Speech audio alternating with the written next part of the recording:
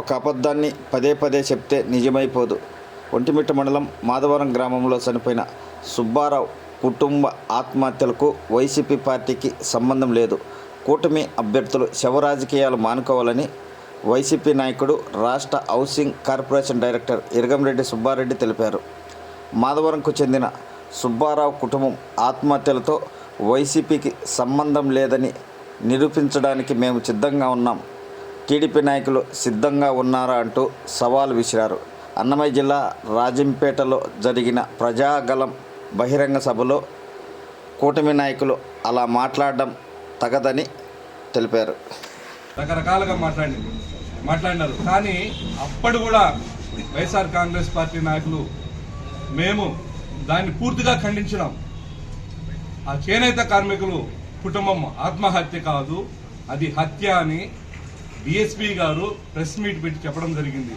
ఎవరైతే చేనేత కుటుంబం సుబ్బారావు వాళ్ళ భార్యను, కుమార్తెను మత్తుమందు ఇచ్చి చంపిన తర్వాత ఆయన రైలు పట్టాల మీద ఆత్మహత్య చేసుకోవడం జరిగింది.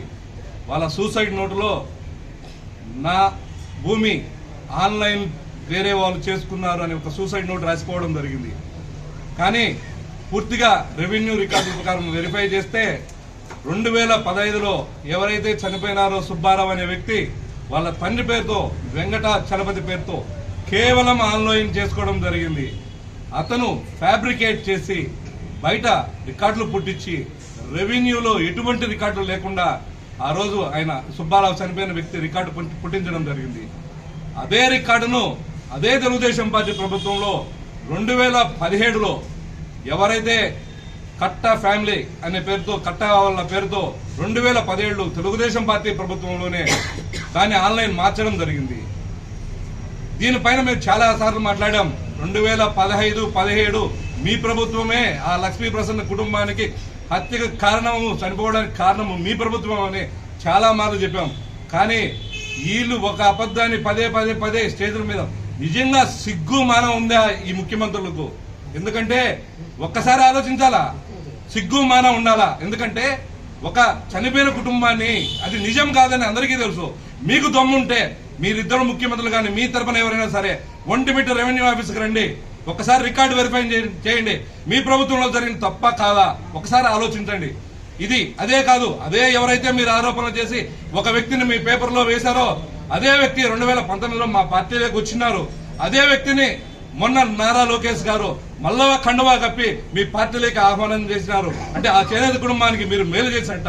ఎవరైతే మీరు ఆరోపణలు చేసినారో పలానా కుటుంబం వల్ల మా చేనేత కుటుంబం చనిపోయిందని మీరు ఆరోపణలు చేశారో అదే వ్యక్తికి మళ్ళా మీరు పచ్చుగా కండు వేయడం, దీనికన్నా మీకు సిగ్గుమానం ఉందా? ఒక్కసారి ఆలోచించాలా. ఒక మాట మాట్లాడేటప్పుడు, ఒక రాజకీయంగా ఒక పబ్లిక్ లో మాట్లాడేటప్పుడు ఇంత దారుణంగా ఒక రాజకీయ వ్యభిచారి మాదిరిగా మీరు మాట్లాడడం నిజంగా మీకు శవ రాజకీయాలు తప్ప ఇంకొకటి చల్లదా? అంటే డ్యామ్ అంటారు, డ్యామ్ లో పోయి అది కూడా శవ రాజకీయమే. డ్యామ్ ఎందుకు తెగిపోయిందో అందరికీ తెలుసు.